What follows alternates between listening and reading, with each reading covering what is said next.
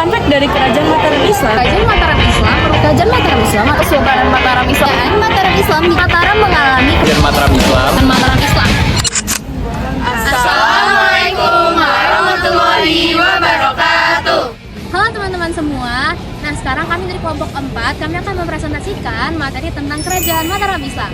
Perkenalkan, aku Aubrey dari absen 6, saya Nadine Indria absen 24, saya Zara Tofiani absen 33, Saya Farimatur Rahman dari absen 10. saya Hagaina Intara Fayona absen 13, Saya Humaira Alishabana absen 15. Saya Naura Renata absen 25. dan saya Jessica Aurora dari absen 18. Selamat Fun fact dari Kerajaan Mataram Islam yang pertama yakni Sultan Agung menciptakan suatu kalender Jawa yang berguna untuk adat dan juga keagamaan di wilayah Yogyakarta dan juga Solo. Yang kedua, serangan Sultan Agung terhadap VOC gagal karena logistik dan juga wabah, bukan melainkan serangan militer secara langsung. Dan yang ketiga, nama Mataram sendiri diambil dari kerajaan sebelumnya yang bernama Mataram kuno, yang berbeda hanyalah geografis dan juga budayanya.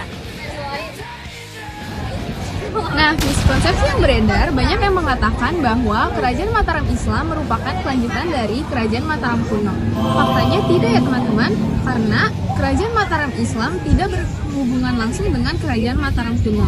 Kerajaan Mataram kuno atau Hindu-Buddha didirikan oleh dinasti Shailendra dan Sanjaya, sedangkan Kerajaan Mataram Islam didirikan oleh Sutawijaya atau Panembahan Senopati yang didirikan pada akhir abad ke-16 yang merupakan kelanjutan dari wilayah Kesultanan Pajang.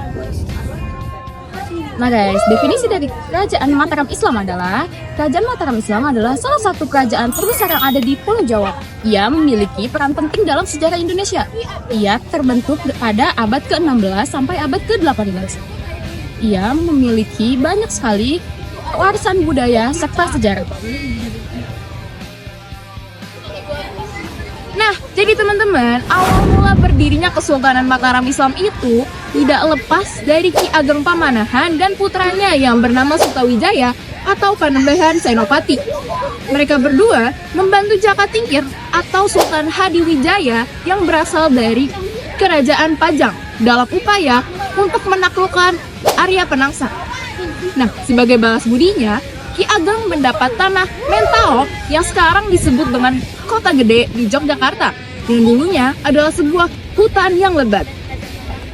Setelah wafatnya Ki Ageng Pamanahan pada tahun 1575 Masehi, Sutawijaya mengambil alih kepemimpinan Mataram, dan pada tahun 1582 Masehi, Sutawijaya memproklamasikan Mataram sebagai kerajaan yang merdeka dari Pajang dan mengangkat dirinya sebagai raja dengan gelar Panembahan Senopati Ing Alaga Sayadin Panatagama pada tahun 1586 Masehi dengan pusat pemerintahannya di Kota Gede, Yogyakarta.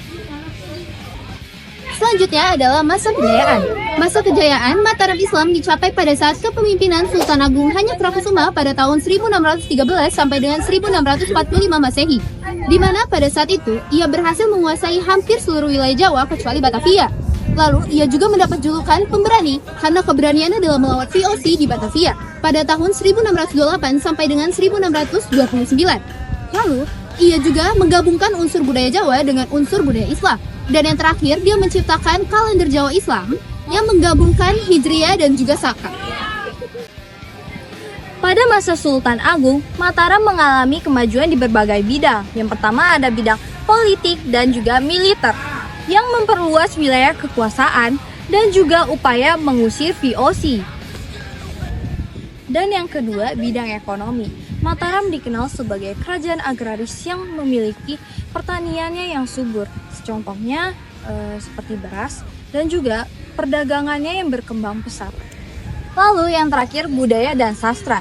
Berkembangnya sastra Jawa dengan terciptanya kitab serat sastra gending oleh Sultan Agung yang berisi filosofi, kebijakan-kebijakan, dan juga mistis.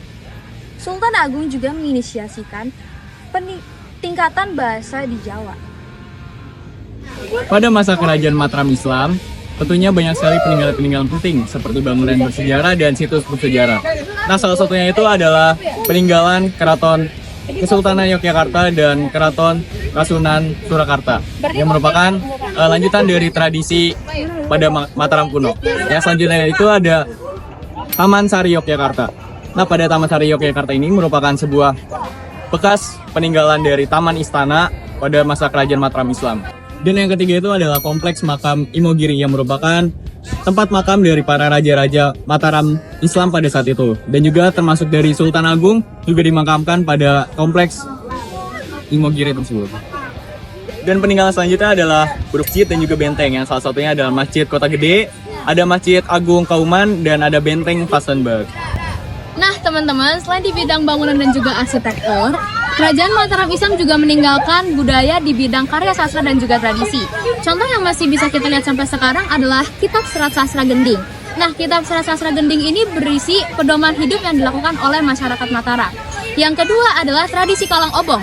Tradisi Kalang Obong inilah tradisi kematian yang dilakukan oleh masyarakat Mataram, di mana orang yang meninggal, warga Mataram yang meninggal, nanti barang-barang peninggalannya akan dibakar. Yang ketiga adalah kerajinan perak. Kerajinan perak ini memang sudah ada dari zaman warga Mataram sejak lama, sejak Kerajaan Mataram Islam. Dan yang terakhir adalah kue kipo. Kue kipo ini berasal dari Kota Gede yang memang sudah ada sejak Kerajaan Mataram Islam berdiri. Nah, teman-teman, kita sekarang sudah sampai di keruntuhan Kerajaan Mataram Islam. Keruntuhan Kerajaan Mataram Islam ini faktornya disebabkan oleh konflik internal dan juga campur tangan dari VOC. Nah, teman-teman, puncak dari keruntuhan Kerajaan Mataram Islam ada di Perjanjian Giyanti tahun 1755.